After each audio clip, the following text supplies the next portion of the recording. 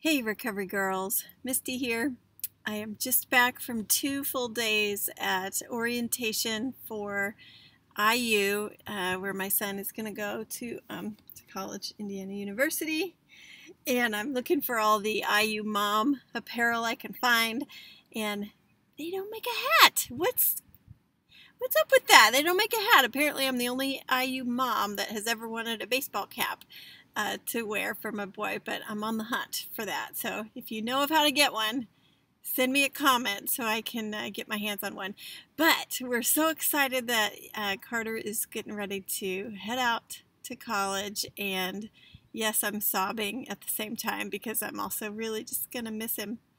But something happened for the past 2 days as we were trying to figure out what is it that Carter wants to study. And he's good at lots of things. He's really smart. He likes lots of things. So he hasn't he's not one of those people that just knows exactly what he wants to do for the rest of his life. He's really interested in a lot of things. So he is exploring, and his father and I are giving him all sorts of input. So we both went with our son to this weekend. Now, his father and I have been divorced for, I think, 16 years at this point, and it was a mess for a long time. It was not pretty. But at this point, I am so happy to say we work together. There's been so much forgiveness on both sides, and it could not be better than it is in terms of co-parenting after a divorce. We are so grateful for the way that we can work together at this point. So, but we're still very different people. So one of the things Carter noticed when we were walking from the hotel where we all stayed for the couple days across campus to the library to sign up for his classes. And there was a lot of differing opinions about which classes to start with on his first semester on campus. So we were walking, and there were two different paths to take to the library. And we were almost there, but I sort of naturally just gravitated over here toward the path where there were all these flowers and a stone walkway and waterfall, and oh, it was just beautiful. The trees, and oh, it was just lovely. And so I just kind of naturally veered off this way, expecting that we were all just going to naturally walk that way. And his father went straight up the stairway, which was closer to where we were actually going. It was more of a straight shot. So my son said something. He said, "Isn't that interesting? Mom, you were going this way because it's beautiful and scenic, and it was all about the heart." And he said, "And Dad is the straight shot. He wants to get right to the destination." And he said, "That's sort of how both of you have been talking to me about signing up for my classes.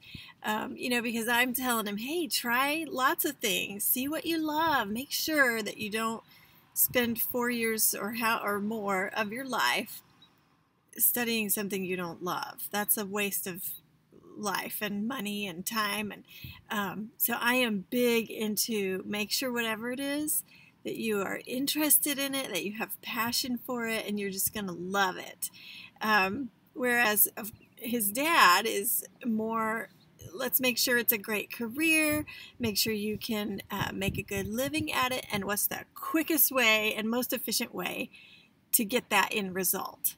So I'm not worried about time, and I want him to just really find his heartbeat.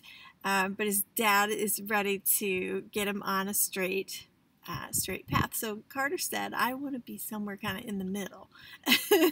And he showed there was a middle actual stairway, another stairway that was in the middle of the beautiful scenery, sort of the direction where I was going, but it was still a closer direction and a straighter shot up to the library. So it was sweet how there was a little metaphor provided for us that he could really make sense of. And what he said was that neither path is wrong. And he said, "I just have to find mine." So that is so true. When we are in relationship with others, each one of us needs the dignity of our own journey and finding out who we are and how we like to do it. And there are multiple right ways. There are multiple wise ways to live our lives. So I was thankful that Carter could see that and that he's applying that now as he is getting ready to change his schedule yet again, even though we have turned it in 2 or 3 times at this point already. He knocked on my door just a little bit ago and said, "Mom, I think I'm going to change it again."